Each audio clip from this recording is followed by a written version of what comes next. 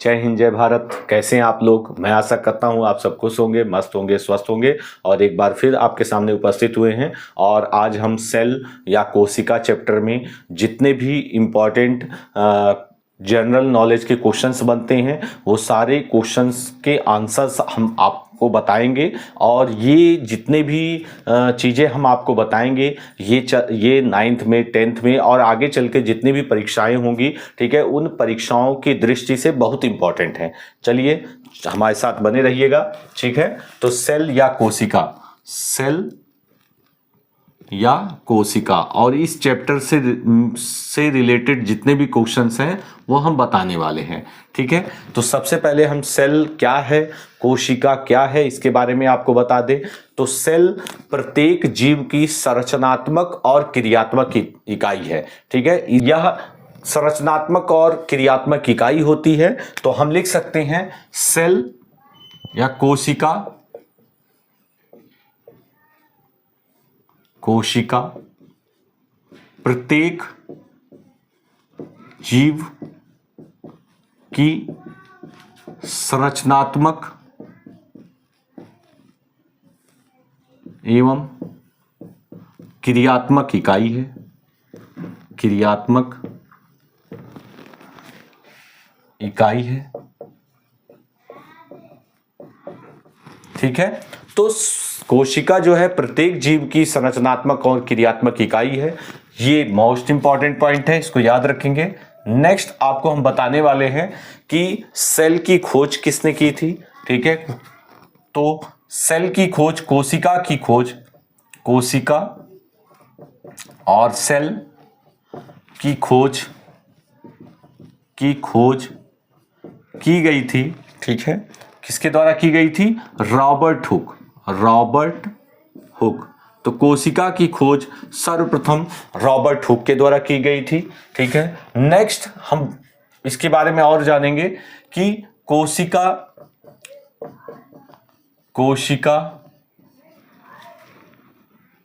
की खोज Robert Hooke के द्वारा की गई।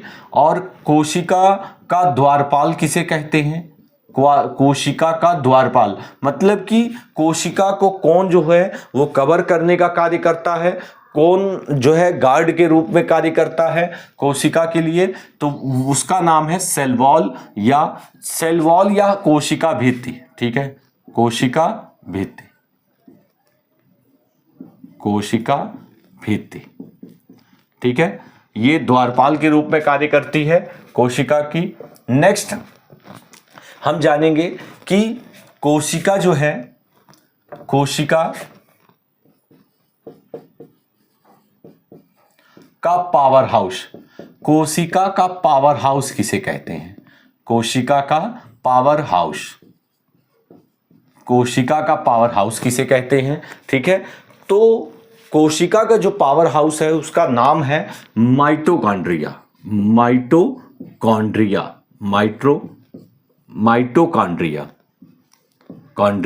ठीक है। ये कोशिका का जो है पावर हाउस कहलाता है, ठीक है। यह माइटोकॉन्ड्रिया को कोशिका का पावर हाउस कहते हैं। यह माइटोकॉन्ड्रिया जो है वो सेल ऑर्गेन है, ठीक है। कोशिकांग है सेल का, कोशिका का कोशिकांग है, ठीक है। तो ये नाम जानते रहिएगा।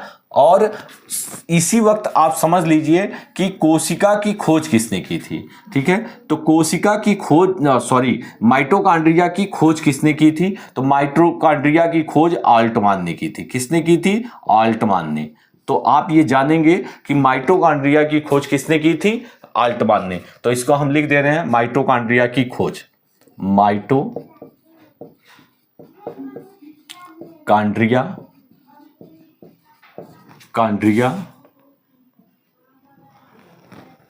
की खोज यहां लिख दे रहे हैं। माइटोकॉन्ड्रिया की खोज किसके द्वारा की गई थी?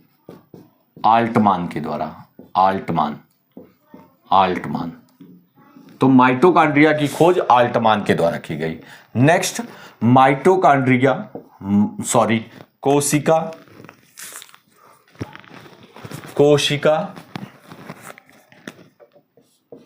कोशिका का सबसे छोटा अंग, कोशिका का सबसे छोटा अंग कौन सा होता है? सबसे छोटा अंग क्या है? राइबोसोम है। क्या है? राइबोसोम। कोशिका का सबसे छोटा अंग क्या होता है? राइबोसोम। ठीक है, तो राइबोसोम कोशिका का सबसे छोटा अंग होता है। और अब हम बताने वाले हैं कि राइबोसोम जो है, ठीक है, उसे क्या कहते हैं? राइबोसोम को किस नाम से जाना जाता है? तो जानिएगा, राइबोसोम्स को कहते हैं प्रोटीन की फैक्ट्री। राइबोसोम को प्रोटीन की फैक्ट्री कहते हैं। तो यहां हम लिख सकते हैं कोशिका के किस अंग को प्रोटीन की फैक्ट्री कहते हैं? प्रोटीन की फैक्ट्री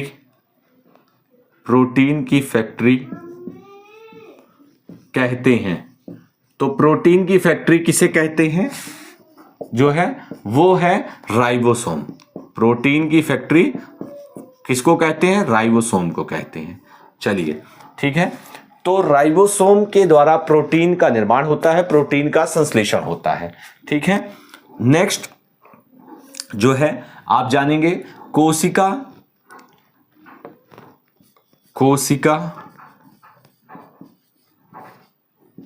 का डायरेक्टर किसे कहते हैं? डायरेक्टर, कोशिका का डायरेक्टर किसे कहा जाता है?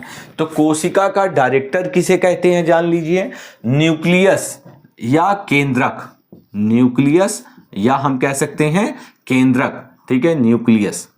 तो न्यूक्लियस को या केंद्रक को कोशिका का डायरेक्टर कहते हैं। क्यों? क्योंकि केंद्रक ही है जो कोशिका की समस्त क्रियाओं का नियंत्रण करता है। कोशिका की समस्त क्रियाओं का नियंत्रण केंद्रक करता है। ठीक है, तो इस प्रकार से इस आधार पर कोशिका का डायरेक्टर जो है वो क्या कहलाता है? केंद्रक। और अब हम बताने वाले हैं केंद्रक की खोज किसके द्वारा की गई थी। ठीक है, तो केंद्रक की खोज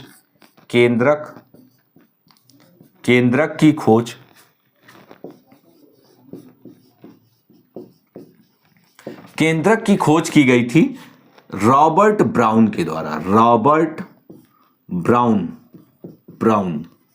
ठीक है, कई बच्चे जो है इसमें कंफ्यूज रहते हैं। ठीक है, केंद्रक की खोज रॉबर्ट हुक का नाम लिख देते हैं। तो रॉबर्ट हुक कोशिका की खोज की थी रॉबर्ट हुक ने, और रॉबर्ट ब्राउन ने केंद्रक की खोज की। ठीक है, तो चलिए ये हमने बताया, और बहुत अच्छी बातें बताएंगे आगे। चलिए आगे बढ़ते हैं, इसको हम मिटाते हैं।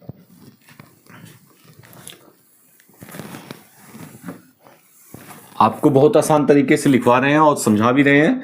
ठीक है, इसको आप सारी चीजें याद कर लीजिएगा, परीक्षा की दृष्टि से सारे ये पॉइंट्स बहुत इंपॉर्टेंट है। ठीक है, नेक्स्ट देखिए, यहाँ केंद्रक की खोज रॉबर्ट ब्राउन ने।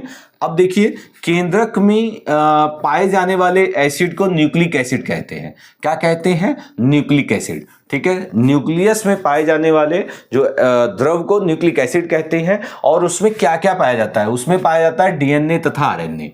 क्या पाया जाता है? डीएनए तथा आरएनए।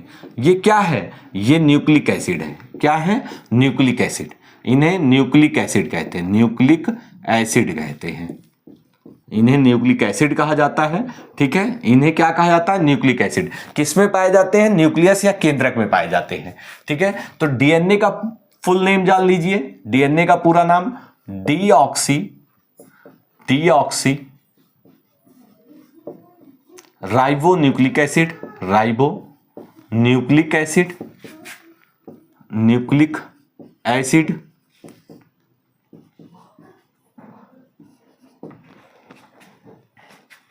और आरएनए का पूरा नाम है, ये डीएनए का फुल नेम है, और आरएनए का पूरा नाम है राइबो न्यूक्लिक एसिड।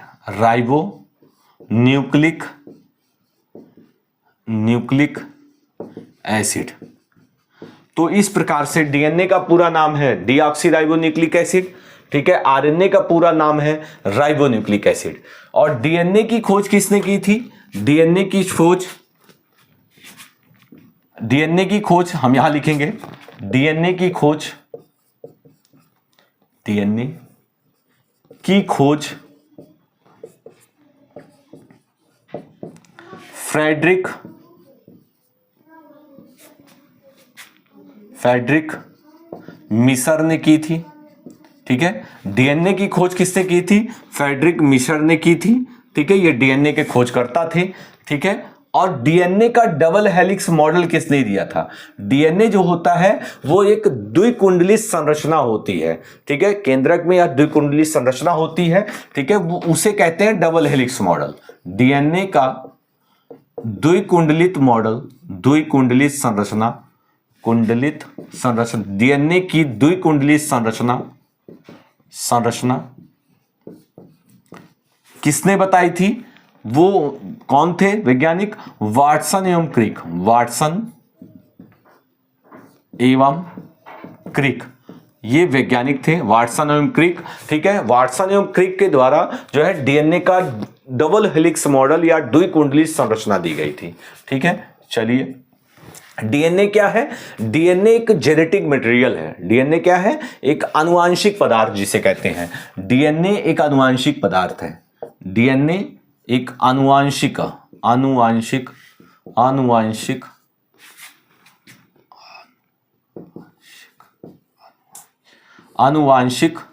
पदार्थ है। डीएनए क्या है? एक आनुवांशिक पदार्थ है। ठीक है, तो इस प्रकार से ये बातें हमने बताई आपको। Next,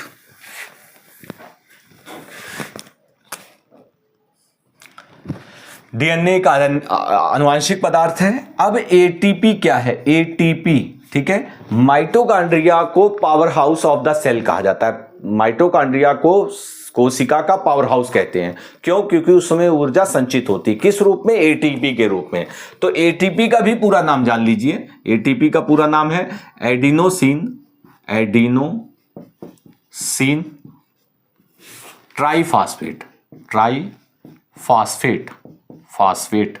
adenosine triphosphate. और एडीपी का पूरा नाम क्या है? एडीपी एडिनोसिन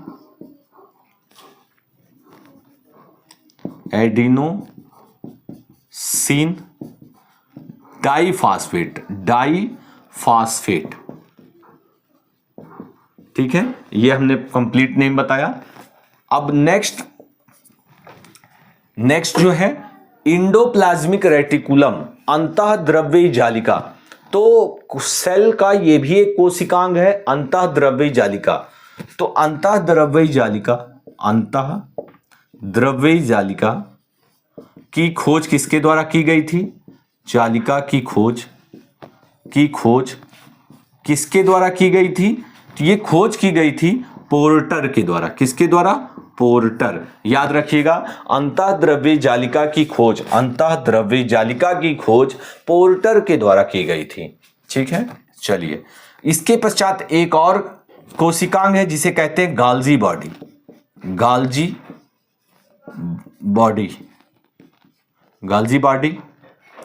इसकी खोज किसके द्वारा की गई थी? तो गाल्जी बॉडी की खोज जो की गई थी वो गाल्जी बॉडी की खोज, या गोल्जी कॉम्प्लेक्स भी कहते हैं, इसे गोल्जी कॉम्प्लेक्स भी कहते हैं। और इसकी खोज किसके द्वारा की गई थी? कैमिलो गाल्जी के द्वारा की गई थी। कैमिलो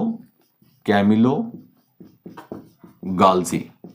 तो कैमिलो गाल्जी के द्वारा जो है गाल्जी बॉडी की खोज की गई थी। ठीक, नेक्स्ट हम बता सकते हैं इसके पश्चात आपका नेक्स्ट क्लोरोप्लास्ट जो है। ठीक है, सेल का जो किचन है वो किसे कहा जाता है? किचन ऑफ द सेल, कोशिका का रसोई घर किसे कहते हैं? तो कोशिका का रसोई घर हम ऊपर लिख देते हैं, यहां नहीं लिखेंगे, चलिए ऊपर लिखते हैं।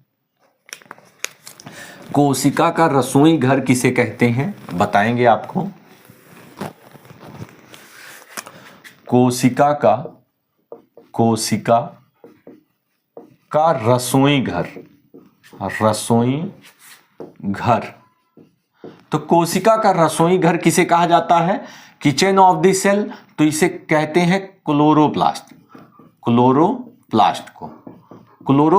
को किचन ऑफ द सेल कहा जाता है। ठीक है, क्लोरोप्लास्ट को किचन ऑफ द सेल कहा जाता है। ठीक है, इसे कहते हैं हरित लवक। इसे क्या कहते हैं? हरित लवक कहते हैं। ठीक है, हरित लवक को किचन ऑफ द सेल कहा जाता है।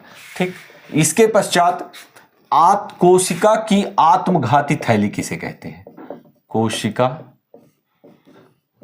की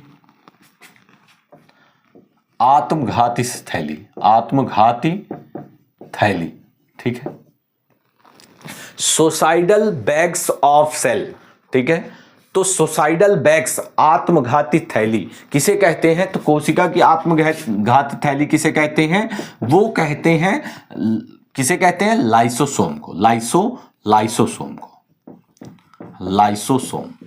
लाइसोसोम को आत्मघाती थैली या suicidal bags of the cell कहा जाता है, ठीक है।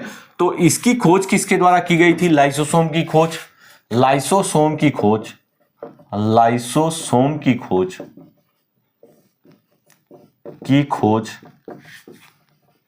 डी डुबे के द्वारा की गई थी, डी डुबे के द्वारा की गई थी, ठीक है। तो लाइसोसोम की खोज किसके द्वारा की गई थी? डी डुबे के द्वारा की गई थी। नेक्स्ट, इसके बाद क्या रह जा रहा है? ठीक है, आपका माइटोकॉन्ड्रिया हो गया, न्यूक्लियस हो गया, गोल्जी बॉडी हो गया, अंतःद्रव्य जालिका हो गया, ठीक है, और एटीपी, एडीपी, डीएनए हो गया है, ठीक है। अब एक चीज, कोशिका सिद्धांत किसने दिया था? ठीक है, कोशिका सिद्धांत किसके द्वारा दिया गया? कोशिका सिद्धांत, ठीक है। तो कोशिका सिद्धांत जो दिया गया था वो स्लाइडेन एंड स्वान के द्वारा दिया गया था, स्वान। तो कोशिका सिद्धांत स्लाइडेन एंड स्वान के द्वारा दिया गया था। नेक्स्ट, तारक काय की खोज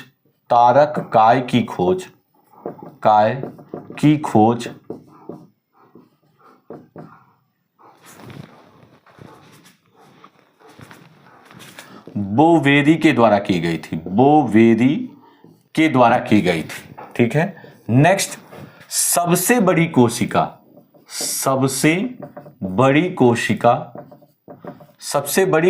का नाम क्या है? तो सबसे बड़ी कोशिका का नाम है शुतुरमुर्ग का अंडा, ऑस्ट्रिच एग।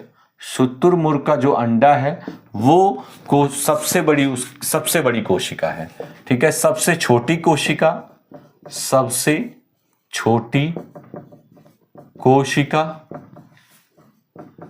तो सबसे छोटी कोशिका है आपकी पीपीएलओ, ठीक है, जिसे कहते हैं प्लूरोनिमोनियल लाइक ऑर्गेनिज्म, ठीक है, प्लूरोनिमोनियल लाइक ऑर्गेनिज्म, ठीक है। तो इसे पीपीएलओ कहते हैं। नेक्स्ट, मानव में सबसे लंबी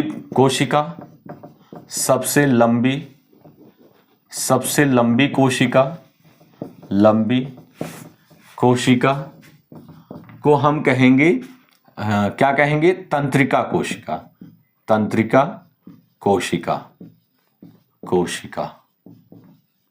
तो ये सबसे लंबी कोशिका है, तंत्रिका कोशिका।